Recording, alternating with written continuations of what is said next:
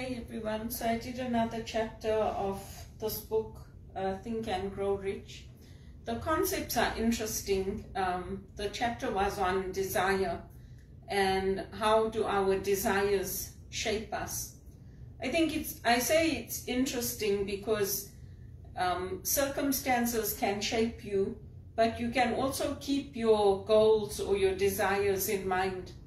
There's a powerful example about a little boy that was born without ears and how his parents brought him up as normal. They did not send him to a school for special needs children. They did not give him any special privileges, and they told him that he would receive special attention because of that.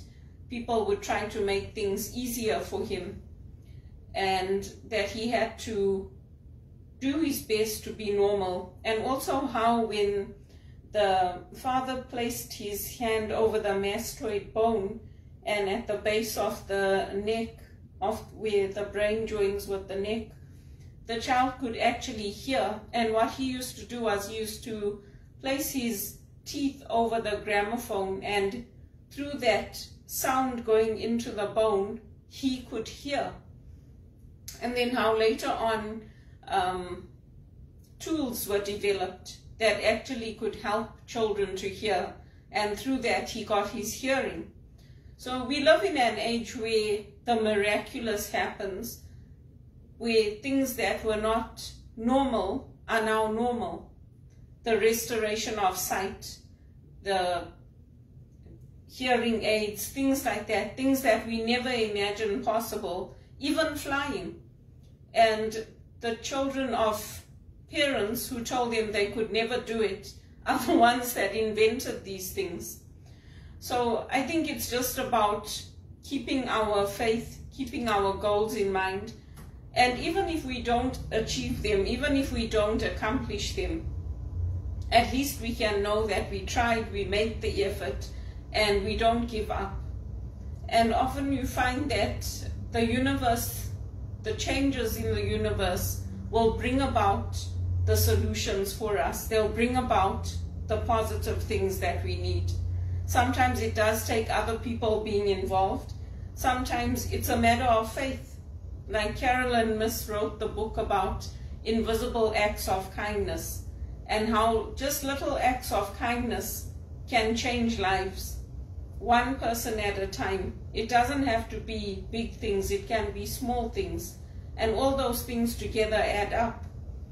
Sometimes it's like you lose something, you can't find it, and you're like, where did I put this thing? And you can go back and look in that same place, and that item will be there. And you're like, I looked here, and I didn't see it. So it's just things like that that happen.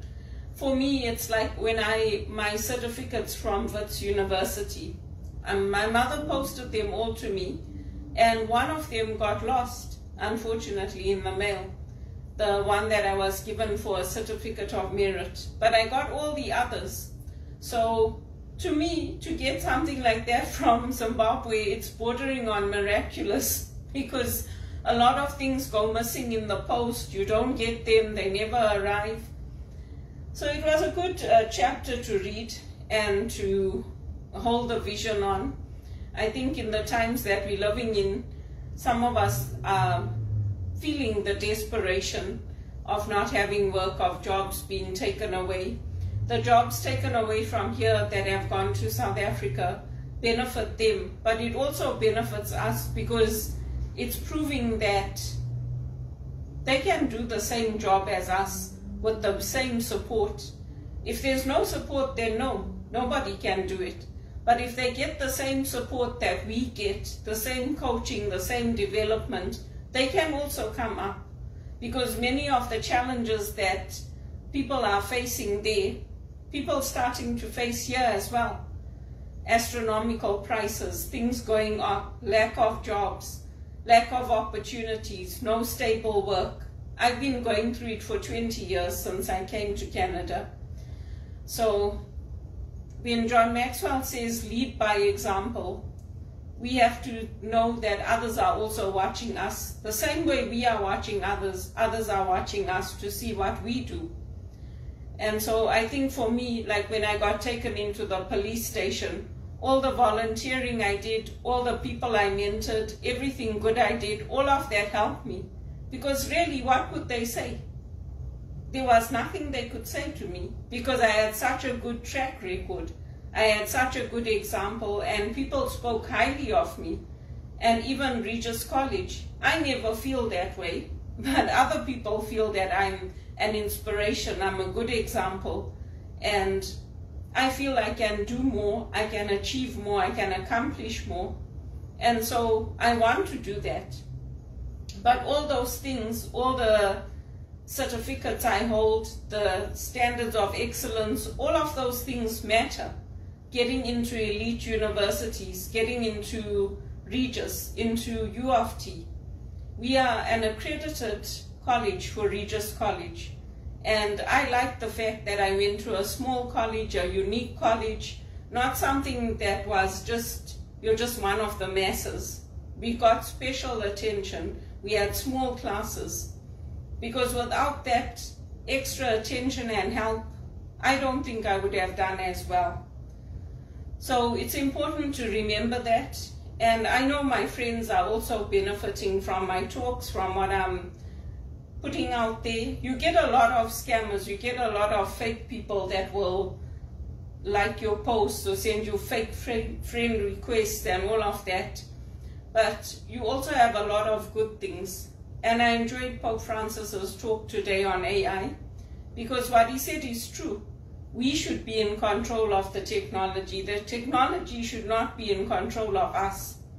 We should be the ones, and also the dangers, like students getting AI to write their reports and write their essays.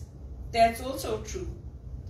So there's a lot of good things, and there's a lot of benefits that technology brings to us, like staying in touch with people. But AI generating responses that just taps into the emotions and calms people down, sometimes it may not be appropriate. So I liked Pope Francis's speech that he gave, and also them bringing in the African leaders. I think that was good, because if we are meant to work together and if we are helping from here, we also want the African leaders to be able to take back what is being discussed at these meetings and to help people there to come up. Because if people there come up, at least we know that what we're doing makes a difference. We know it's not enough, and we know we have to hold our leaders accountable. And people criticize us for it, for what we do. But that's what we've been trained to do. That's our job as volunteers, as parliamentary riding leaders. That is what we were selected to do. We were selected because we are there to hold the election, the people who are in power positions and the elected leaders accountable, and to get their help so that our lives can change and become better, and the people in Africa. Because for me, that's important. If my life is not changing and becoming better, why would I do it just for somebody else? It's important that my life also gets better, that I also have a good job, I can save for retirement, I can buy a home. All those things are important. And unfortunately, you do get people who will always bring you down, put obstacles in your way. We are the ones at the back. We are the visible minorities. But they won't see it that way. But it's the truth.